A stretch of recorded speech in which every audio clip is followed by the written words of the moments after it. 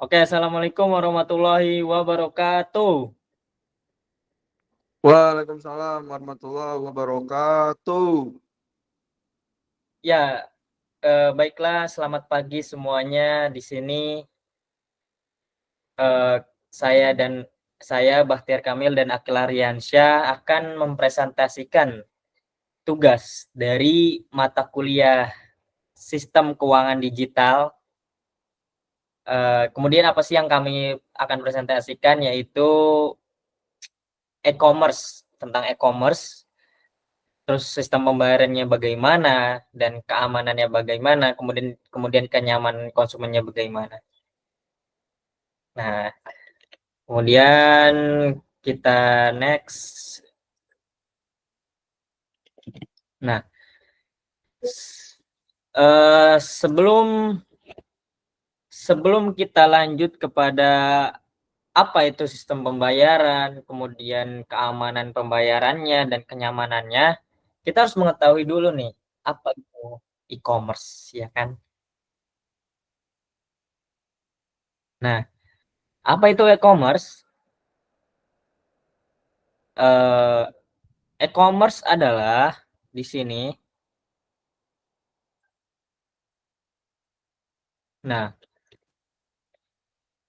e-commerce adalah menurut Renaldo dan Salim dalam jurnal Signaling mendefinisikan e-commerce sebagai implementasi dari electronic business yang mencakup transaksi komersial secara daring atau secara online, ya, yang kita tahu zaman-zaman sekarang ini. Salah satu fokus utama bagaimana e-commerce mendukung aktivitas jual beli berbasis aplikasi seperti Shopee, Tokopedia, dan Blibli. Lanjut. Nah, kemudian apa sih yang kita harus yang hari ini kita akan bahas atau kita akan brainstorming mengenai e-commerce, tentang sistem pembayarannya, kemudian keamanan data dan kenyamanan konsumen. Nah, di sini ada 3 ya yang kita harus fokuskan membahas ke depannya, bagaimana sistem pembayaran e-commerce, keamanan data konsumen, dan kenyamanan konsumen. Kemudian lanjut langsung kepada sistem pembayaran e-commerce. Nah, di sini sistem pembayaran e-commerce dibagi menjadi 2, yaitu metode pembayaran. Nah, yang kita tahu, kalau misalkan kita membayar Shopee atau Tokopedia, membayarnya lewat transfer bank, kemudian atau menggunakan e-wallet atau COD, nah itu disebutnya adalah metode pembayaran dari sistem pembayaran e-commerce. Nah, yang kedua itu adalah digitalisasi dan efisiensi, ya kan? Kenapa saya bilang digitalisasi dan efisiensi? Karena jika nih si shop jika aplikasi Shopee atau Go atau Tokopedia atau Blibli, nah, memiliki memiliki sistem pembayaran tersendiri dalam aplikasi mereka. Ya, yang kita tahu adalah Shopee mempunyai sistem pembayaran Shopee Pay gitu kan. Kemudian Tokopedia yang baru beberapa tahun ini bekerja sama dengan GoPay. Kemudian Blibli Play, Blibli Pay yang akhir-akhir ini sering kita lihat iklannya ya dimanapun. Karena emang kayaknya Blibli ini lagi bakar duit ya, tentang promosi tentang pembelian e-commerce untuk Blibli. Nah, kenapa saya membedakan antara Shopee Pay dan e-wallet? Karena ketika kita memakai e-commerce Shopee, kemudian pembayarannya menggunakan Shopee Pay, nah itu kita sudah efisien lah ibaratnya. Karena udah terintegrasi secara otomatis antara Shopee dan ShopeePay, ya kan? Atau Tokopedia dan GoPay, atau Blibli dan Blibli Pay. Nah, kemudian apakah apakah ada yang kurang dari sistem pembayaran tadi? Is there anything miss?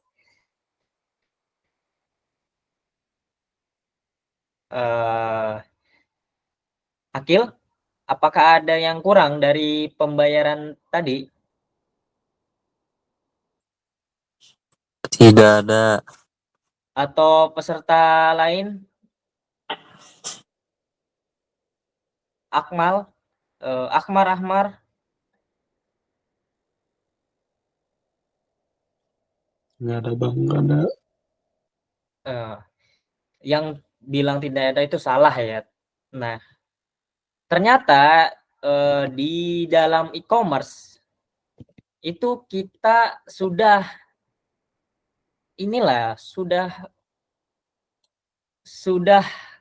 menerapkan kredit digital dan pay later ya. Nah, selain metode pembayaran, kemudian digitalisasi dan efisiensi, kemudian ada yang namanya kredit digital dan pay later. Maksud dari kredit digital ini adalah bahwa ketika kita membayar e-commerce, kita bisa menggunakan kartu kredit. Nah, di mana kartu kredit ini kan dikeluarkan oleh bank tertentu, ya kan? Seperti ada kartu kredit Bank BRI, Bank Mandiri, dan lain-lain.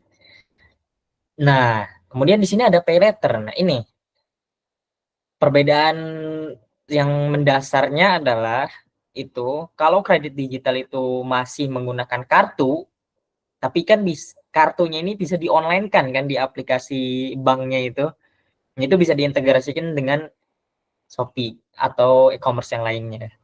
Kemudian kalau pay later, nah ini pay later ini biasanya dimiliki oleh masing-masing e-commerce tersendiri. Misal kalau Shopee kalau Shopee itu punya Shopee Pay Later, kemudian kalau Tokopedia itu punya GoPay Later, kemudian Blibli itu mempunyai Blibli Pay Later misalkan ya kan. Nah, lanjut kita ke arah keamanan data konsumen di e-commerce. Nah, di sini ada beberapa poin yang bisa kita bahas ya. Ada 6 poin di dalam data keamanan konsumen di e-commerce. Yang pertama adalah tentunya ada kebijakan privasi, ya kan? Tentunya e-commerce mempunyai kebijakan privasi. Nah, sebagai user atau pengguna, tentu kita kalau mendaftar sebuah e-commerce, ya kan, baru pertama kali mendaftar sebuah e-commerce, maka kita harus menyetujui kebijakan privasi dari mereka, ya kan? Nah, kemudian ada autentikasi multifaktor. Nanti yang kita akan bahas di pembahasan kali ini karena yang menarik adalah autentikasi multifaktor ini. Kemudian di sini ada audit keamanan berkala, yaitu pihak dari e-commerce-nya pasti akan mengimplementasikan audit secara berkala per tahun atau per bulan atau per hari atau per minggu gitu kan. Kemudian ada penanganan kebocoran data. Nah, di sini pasti e-commerce mempunyai cyber tersendiri ya kan. Karena data e-commerce itu tidak main-main. Mempunyai jutaan data ya kan di dalam e-commerce tersendiri, mulai dari Shopee, Tokopedia. Nah, kemudian di sini terakhir adalah penerapan Undang-Undang Perlindungan Data Pribadi. Nah, dari keempat poin tentang keamanan data itu di backup semua kembali lagi kepada Undang-Undang Perlindungan Data yang diterbitkan oleh pemerintah. Kemudian kita akan membahas tentang Let's Talk About ya silakan Niken. let's talk about MFA ya kan, multi-factor authentication. Nah, apa sih multi-factor authentication ini? Nah, di sini saya mengilustrasikan dahulu ya apa itu tentang MFA atau multi-factor authentication itu. Nah, di sini jadi ilustrasinya adalah ketika kita membayar sebuah pesanan, tentu kita akan mengalami multifaktor, secara tidak langsung akan mengalami multifaktor authentication. Contohnya adalah kita harus memasukkan PIN terlebih dahulu, ya kan, untuk memverifikasi pembayaran tersebut di dalam e-commerce. Nah, setelah verifikasi berhasil, nah sistem akan menyetujui pembayaran yang akan dilakukan oleh user. Nah, di sini. Nah, ini contoh ilustrasi yang ini ya, yang tidak begitu rumit. Nah, kemudian di sini cek suara saya ada nggak Kil waktu keluar dari Gimit? Ada nih sekarang Ada. nih. Ada. Oke. Nah, di sini ilustrasi yang mungkin cukup kompleks ya dari Microsoft tentang MFA ya, multi-factor authentication. Nah, di sini mempunyai 3 komponen yaitu signal, verify access attempt, kemudian ada aplikasi dan data. Nah, di sini si user ini membuat sebuah PIN ya, ibarat kita panggil aja MFA ini sebagai PIN. Sebenarnya banyak ya. MFA itu juga termasuk dari sidik jari juga termasuk MFA, ya kan? Nah, kemudian kok hilang. Nah, kemudian di sini kita membuat ya kan. Kemudian kita misalkan akan memasuki sebuah aplikasi, ya kan? Di sini. Set. Misalkan kita akan membuat sebuah aplikasi ya kan, apps and data nih di sini. Di sini. Kursornya benar nggak, Kiel? Benar. Ada. Aman. Nah, kunci ini akan disimpan atau PIN ini akan disimpan ke dalam verify access attempt, ya kan? Atau require MFA. Nah, sebelum memasuki apps and data, si PIN ini akan melalui beberapa verifikasi. Apabila kita salah, maka sistem akan memblok aksesnya.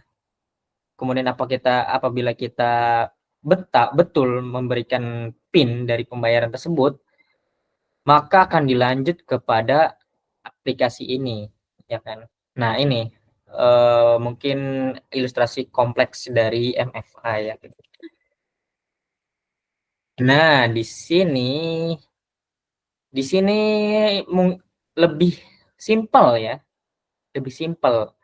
Ternyata bukan hanya pembayaran ya, login sebuah aplikasi juga mempunyai yang namanya MFA, yaitu multi-factor authentication. Nah, di sini misal kita sebelum login kita harus registrasi kan. Nah, di registrasi kita membuat sebuah password, ya kan.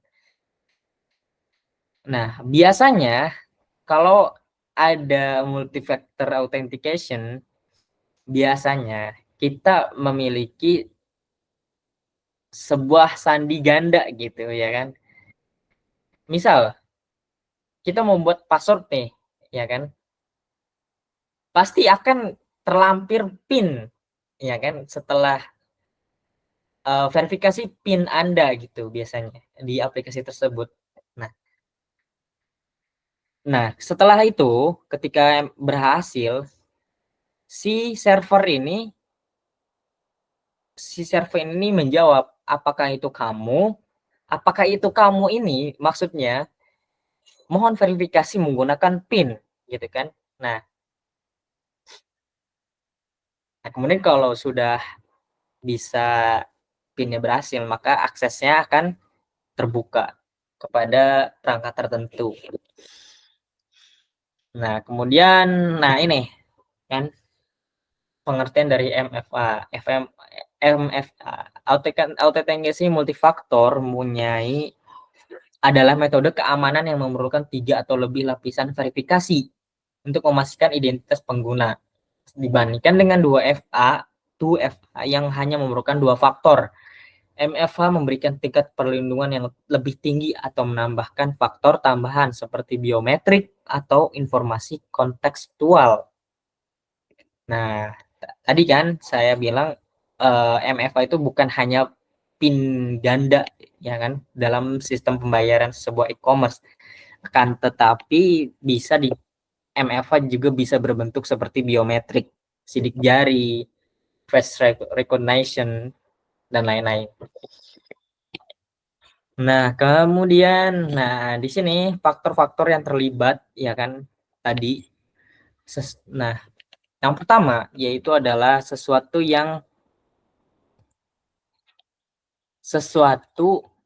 masih terdengar, Kil? Aman.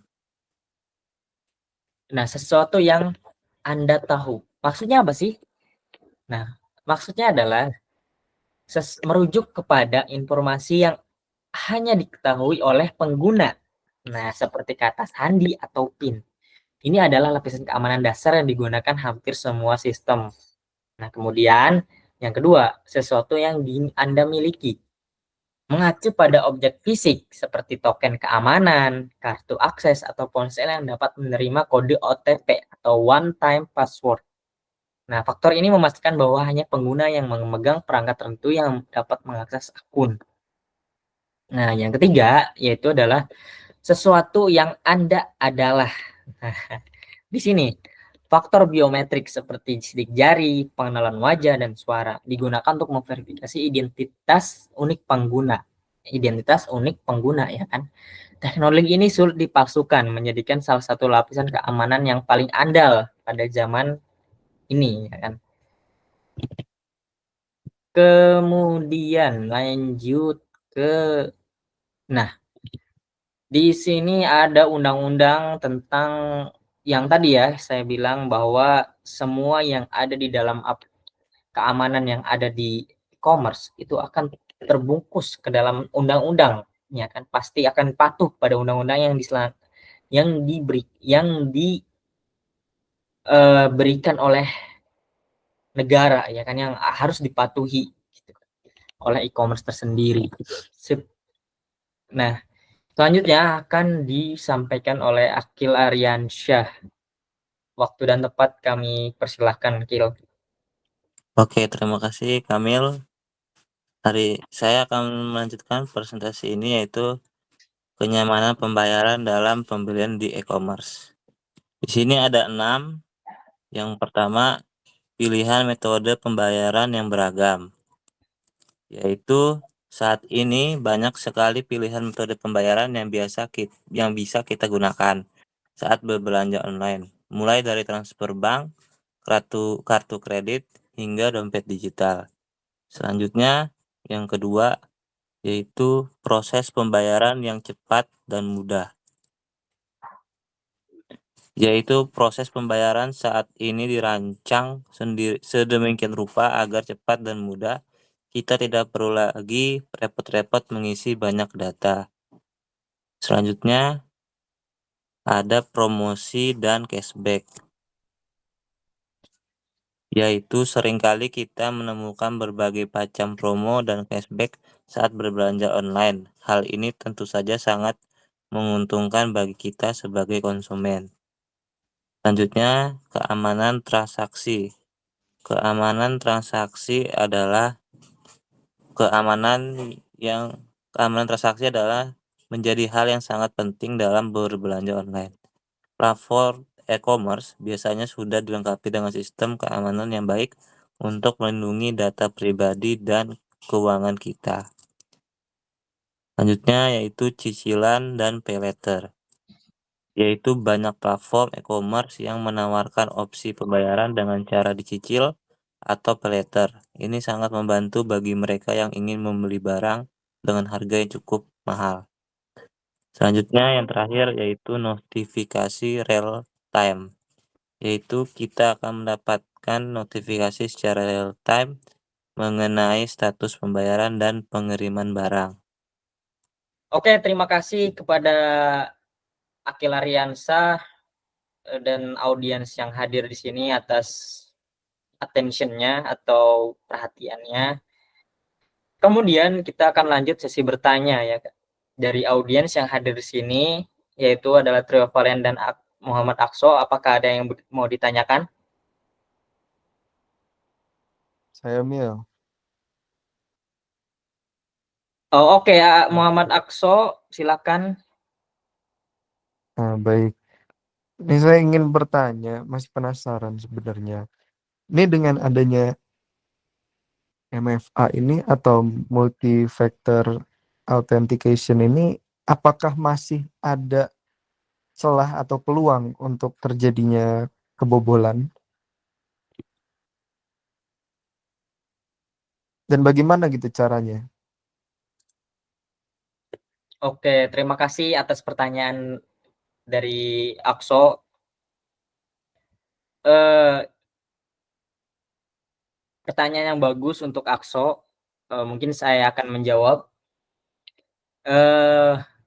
Tadi pertanyaannya adalah apakah multifaktor autentikasi ini bisa terjadi kebobolan data, kebocoran data, ya kan? Seaman itu apakah terjadi resiko pembocoran data?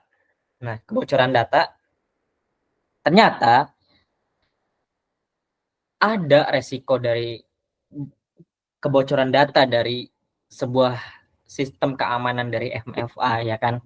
Yang pertama yaitu adalah kehilangan atau kerusakan perangkat, ya kan? Nah, di sini kalau jika kita kehilangan perangkat yang di dalamnya terdapat banyak sandi-sandi yang kita simpan atau pin-pin yang kita simpan, nah itu bisa kemungkinan besar akan terjadi kebocoran data oleh orang-orang yang tidak bertanggung jawab atau orang yang menemukan atau yang mengambil perangkat yang menerapkan MFA ini, ya kan?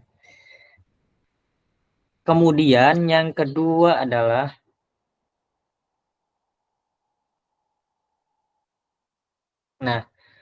di sini MFA kan termasuk OTP kan termasuk dari MFA ya. Nah, MFA juga resiko dari OTP ini biasanya itu ada orang yang tidak bertanggung jawab itu biasanya mengirim SMS yang tentang pengalihan sandi atau tentang login baru misalkan, padahal itu bukan dari situs resminya e-commerce gitu, misal, ya kan. Kemudian,